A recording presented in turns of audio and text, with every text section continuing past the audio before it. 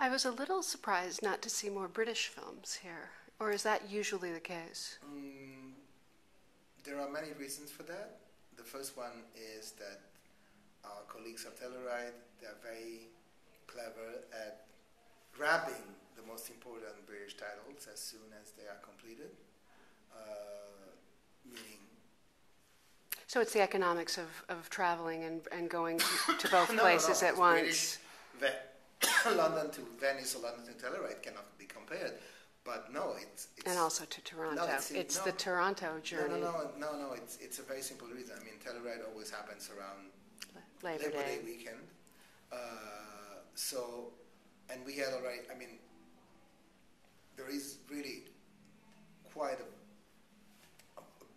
a share of our competition films that we locked in March or April because filmmakers and producers didn't want to rush the films so that they could be completed on time for Cannes. I mean, they decided to wait for Venice. And two of those films were two major titles for us. I really regard them as some of the keystones in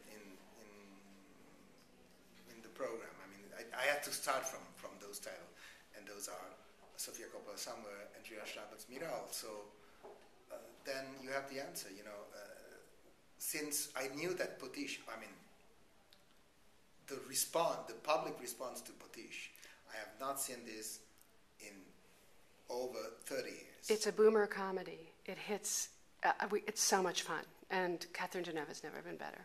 Yeah. So I knew that Potiche was our Saturday night film. Even if Trio Live could have been completed for us, I think When did you know? How did they explain no? Did they dangle it for a long time? No, not really. No, Summit was very clear, very loyal, very straight. They gave us a very straightforward answer. I mean, they are not yet convinced that they have the final cut of the movie. So in that respect, I mean, and so Telluride means that Never Let Me Go would then play in Telluride could only play on Thursday, Friday, Saturday. Then you have the answer. I mean, there is a film in Telluride that for which I have a lot of respect, and it's one of the films I was pushing for Venice, The First Grader. Jason Chadwick's The First Grader. It's a major feat of creating an African, even though the director is British and white. I mean it's very much an African film. And it feels like an African film, but has the compelling storytelling of a very well-crafted Western film. But it's at the same time it is very African. And with my experts committee, we had a long discussion about the King's Speech. And one of the problems we had is that obviously the Queen was such a hit here. Stephen Frears the hit. Definitely. Stephen Frears the Queen. You launched the Queen from here, no question. That my people say, well, but we already had the Queen. Do we need to go into the and you had a single man of royalty?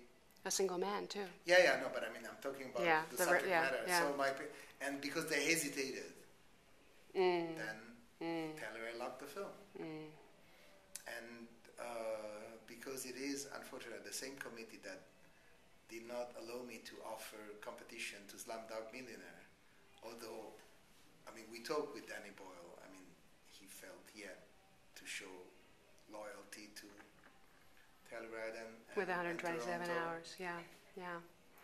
No, but you have a very strong. But what happens in Venice, since we're talking about British films, is one of the most amazing British films of the year is here, and has been a totally unprecedented success for a non-linear narrative film, Patrick Killers. I don't know if can you give any material on Patrick Killers Robinson? Yeah. I missed it, obviously. Yeah. Not narrate, because we had to add. And I'm leaving too soon. We had to add. Well, we Yeah. can talk to the producer. Yeah. We can talk to Keith Griffiths and see if he can send you. It's a film about, it's a film about how dramatically England has changed, narrated through landscape by Mrs. Redgrave. Ah.